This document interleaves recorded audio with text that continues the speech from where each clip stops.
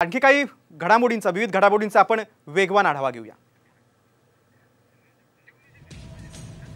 नरेंद्र मोदी आज सलग तिसऱ्यांदा पंतप्रधानपदाची शपथ घेणार आहेत। मोदी सरकारच्या तिसऱ्या टर्ममध्ये 30 मंत्री शपथ घेणार आहेत। मोदी सरकारच्या मंत्रिमंडळाची संख्या आता 78 ते 81 असणार असल्याचं कळतंय। ज्यांना मंत्रिपद आहेत त्यांना भाजपकडून फोन गेले। टीडीपीला 4 तर जेडीयूला 2 मंत्रिपद मिळणार। आपण पाहिलं की डॉक्टर श्रीकांत शिंदे यांच्यासाठी देखील माझ्याकडे अनेक लोकांनी मागणी केली होती की त्यांना मंत्री बनवा म्हणून, परंतु श्रीकांत शिंदे यांनी देखील इच्छा व्यक्त केली की मला कार्यकर्ता म्हणून पक्षाचं काम करायला आवडेल आणि त्यामुळे नक्कीच आणि मेरिट म्हणून मी आपल्याला सांगतो की प्रतापराव जाधव हे सगळ्यात ज्येष्ठ आहेत आणि त्यांना आपण संधी दिलेली आहे आणि सर्व माझे सहकारी खासदार जे आहेत नक्की एकत्र सगळेजण एकजुटीने काम करतील। पक्षाचंही नाव, शिवसेना पक्षाचं नाव नॅशनल लेवलला उज्ज्वल करतील आणि या पदाचं देखील सोनं करतील। साहेब, सीएमओ ने एक ट्वीट किया है, अब राजा का बेटा राजा नहीं बनेगा तो काबिल राजा बनेगा। हाँ, तो सही बात है, खरं आहे ते। कारण श्रीकांत शिंदे स्वतःच म्हणाले होते कोल्हापूरला, राजा का बेटा राजा नहीं बनेगा, जो काम करेगा वो आगे बढ़ेगा।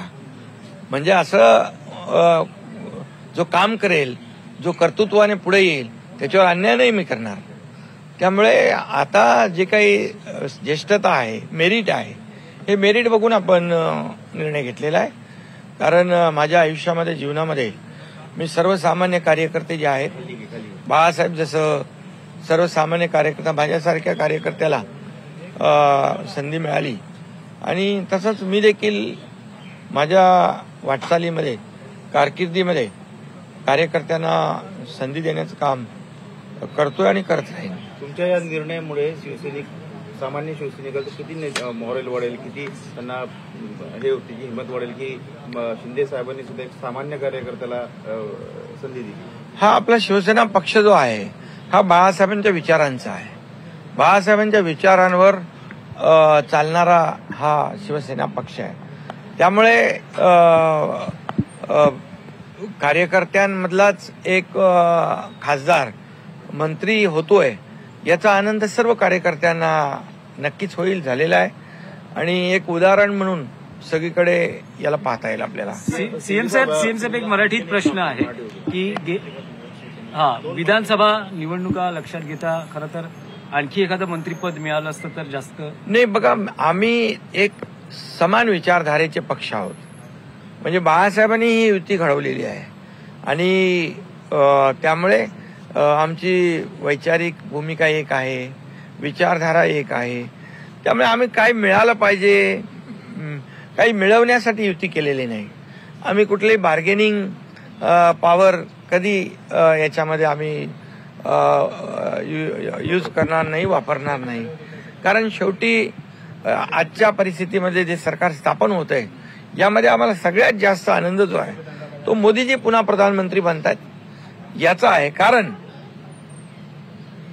मोदी हटाओ, मोदी हटाओ, मोदी हटाओ हे नारे देणारे लोक आणि या ठिकाणी मोदी द्वेषाने पछाडलेले लोक सगळे एकत्र आले होते।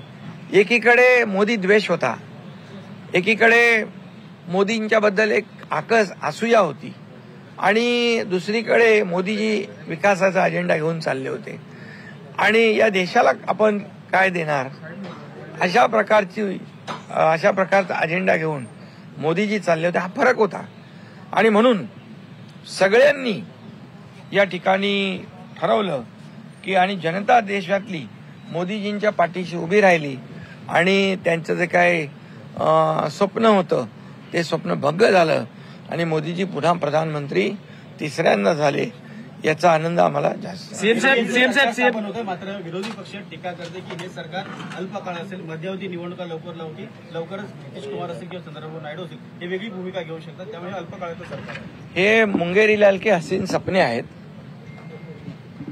खरं म्हणजे आपलं महाराष्ट्रातलं सरकार जेव्हा स्थापन झालं त्यावेळी असंच म्हणत होते, सरकार पडणार आज, उद्या पडणार, 1 महिन्याने पडणार। सरकार पडलं का?